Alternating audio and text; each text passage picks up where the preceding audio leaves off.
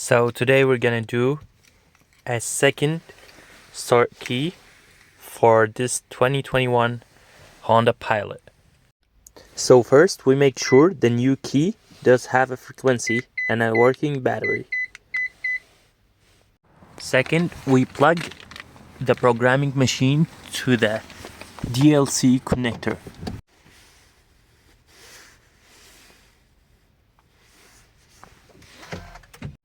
Then we must take all non-programmed keys out of the card and keep one programmed key inside.